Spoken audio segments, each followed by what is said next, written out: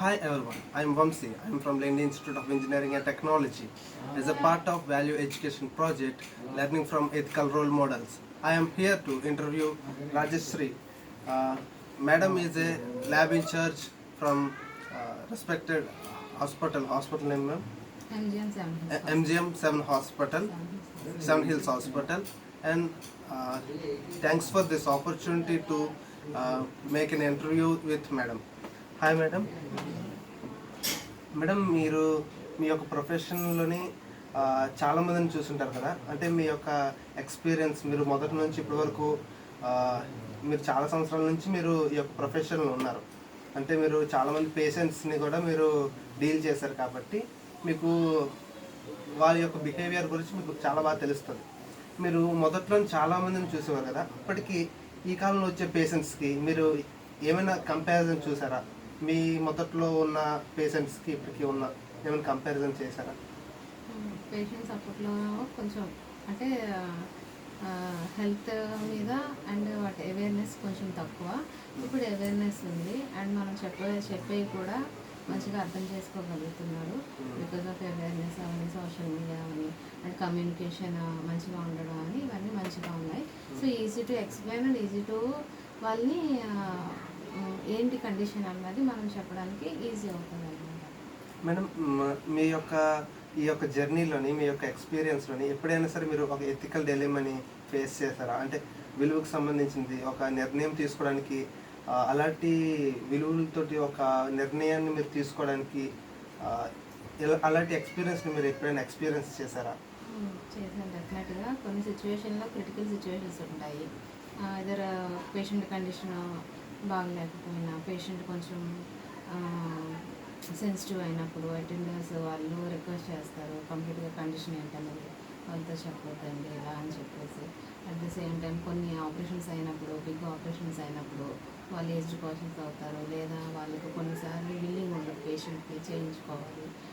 అంటే మనం ethics follow అవ్వాలి. అట్ ద సేమ్ టైం వాళ్ళు ఏంటంటే బాధ్యతగా ఫీల్ అయ్యి ఒక ఏజ్ ఇలా అన్న తర్వాత వాళ్ళు కొన్ని ఆలోచిస్తారు. సో కానీ మనం అటెండర్స్ కూడా వాళ్ళకి చెప్తారు, ఇలా చెప్పొద్దు మేడం, వాళ్ళకి టెన్షన్ పడతారనో లేకపోతే ఇంకొన్ని వాళ్ళ రీజన్స్ ఉంటాయి చెప్పొద్దు అంటారు. బట్ ప్రతి పేషెంట్కి కూడా అబోవ్ 18 years వాళ్ళ హెల్త్ కండిషన్ కానీ ఏదైనా తెలుసుకునే రైట్ ఉంది.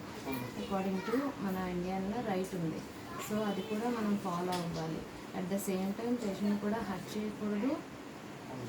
వాళ్ళకి వాళ్ళ సెన్సిటివ్నెస్ని కూడా దృష్టిలో పెట్టుకొని ఇద్దరికి మంచిగా అర్థమయ్యేలాగా మెల్లిగా చూసుకొని, టైం చూసుకొని, ఆ సిచ్యువేషన్ చూసుకొని, లేదా ఒకే డైరెక్ట్గా కాకుండా ఇండైరెక్ట్గా చెప్పే విధంగా వాళ్ళు కన్విన్స్ చేసే విధంగా చెప్పి అట్ లాస్ట్ పేషెంట్కి అయితే తన హెల్త్ కండిషన్ తెలుసుకొని హ్యాపీ కాబట్టి చెప్తాము. At the same time patient attenders వాళ్ళకి కొంచెం కోపంగా ఉన్నా వద్దనే చెప్పారన్నా సరే పేషెంట్ రైట్ కూడా ఉంటుంది కాబట్టి వాళ్ళకి కూడా ఎక్స్ప్లెయిన్ చేసి మనం పేషెంట్కి అర్థమయ్యేలాగా చెప్తాం.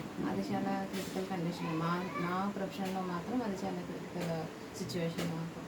అలాంటి సిచ్యువేషన్ వచ్చినప్పుడు మీరు అలాంటి సిచ్యువేషన్ ఎలా హ్యాండిల్ చేస్తారు మేడం?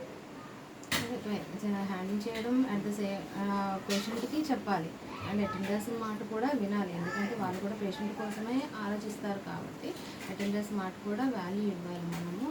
సో నేను నా ప్రొఫెషన్కి సంబంధించి మాకు ఒక ప్లెడ్జ్ ఉంటుంది అన్నమాట, ప్లెడ్జ్ అని చెప్పేసి. సో అందులో ఉంటుంది ఎథిక్స్ కంపల్సరీ ఫాలో అవ్వాలి, నిజాయితీగా ఉండాలి అని చెప్పేసి. సో దాని ప్రకారంగా మనం పేషెంట్కి చెప్పేది తీరుతాము అండ్ వే ఆఫ్ కన్వే చేసే విధానం మారుతుంది. మీరు ఆ నిర్ణయం తీసుకొని మీరు ఆ యొక్క నిజాన్ని మీరు ఏదైతే అనుకున్నారో అది చేసినప్పుడు సమాజంలోని ఎలాంటి మార్పులు మీరు అబ్జర్వ్ చేయగలిగారు? సమాజంలో అట్ లాస్ట్ సొసైటీ కూడా యాక్సెప్ట్ చేయాలి. బికాజ్ ఎదురు మనిషికి విలువడం అంటే ఎథిక్స్ కదా. కొన్ని మన సమాజంలోని కంప్లీట్గా ఫాలో అవ్వాల్సిన ఎథిక్స్ ఉంటాయి, కంపల్సరీ ఫాలో అవ్వాల్సిన ఎథిక్స్ అంటేనే నిబంధనపరంగా సో సమాజంలో ఇలా ఫాలో అవ్వాల్సింది. పేషెంట్ ఫ్యామిలీ పేషెంట్ కోసం ఎంత ఆలోచిస్తారో అట్ ద సేమ్ టైం ఆ పేషెంట్ కండిషన్ అదంతా తెలుసుకునే రైట్ కూడా ఉంది కాబట్టి వాళ్ళు కూడా యాక్సెప్ట్ చేస్తారు. లాస్ట్ వాళ్ళు కూడా అగ్రీ అవుతారు. మీరు ఇలాగా మీరు నిర్ణయం తీసుకొని ఇలాగా మీరు అంటే మీరు మీ యొక్క ఎథిక్స్ని ఫాలో అయ్యి మీరు దీనికి మీరు ఏదైతే అనుకున్నారో అది చేస్తారు కదా మేడం. అది చేసినప్పుడు మీకు ఎలాంటి ఛాలెంజెస్ ఫేస్ అయ్యాయి? అంటే మీకు ఏమైనా నష్టం వచ్చినట్టు కానీ, లేదంటే మీ మీద ఎవరైనా తిరుగుబాటు చేసినట్టు కానీ, అలాంటిది ఎప్పుడైనా ఫేస్ చేశారా? డెఫినెట్గా ఫేస్ చేస్తాము. బికాజ్ ఎందుకంటే అటెండర్స్ కోపం అవుతారు ఒక్కోసారి. అవును. చెప్పొద్దని చెప్పాము అంటే విత్ వాళ్ళ పర్మిషన్తోనే మనం ఎక్స్ప్లెయిన్ చేస్తాము. కోప్పడినా సరే మెల్లగా వాళ్ళకి కూడా కౌన్సిలింగ్ ఇచ్చి మాట్లాడే పద్ధతి ద్వారా వాళ్ళకి కూడా అర్థమయ్యేలాగా చెప్తాం. అవును. మేడం, ఈ కాలంలోని యంగ్ జనరేషన్ ఉన్నారు కదా, అంటే లైక్ మేమందరం ఉన్నాం, ఇంకా వీడియో వాచ్ చేస్తున్న చాలామంది స్టూడెంట్స్ ఉన్నారు, లైక్ ఇంకా ఎంప్లాయీస్ కూడా ఉన్నారు. మేము కూడా ఒక టైం వస్తే ఎంప్లాయీస్గా అవుతాము. మా యొక్క జనరేషన్కి మీరు ఏం సజెస్ట్ చేస్తారు? ప్రొఫెషన్ ఏదైనా సరే నిజాయితీగా ఉండాలి, కష్టపడి పని చేయాలి, అండ్ ఎథిక్స్ కంపల్సరీగా ఫాలో అవ్వాలి. ఎథిక్స్ అన్నవి ఒక ప్రాపర్ వేలో మనం వెళ్ళడానికి, మన లైఫ్ కంప్లీట్గా కంఫర్టబుల్గా ఉండడానికి ఉన్నాయి కాబట్టి అవి కంపల్సరీ ఫాలో అవ్వాలి. సో లైఫ్ ఆటోమేటిక్గా ఈజీ అవుతుంది. Thank you madam. Thank you.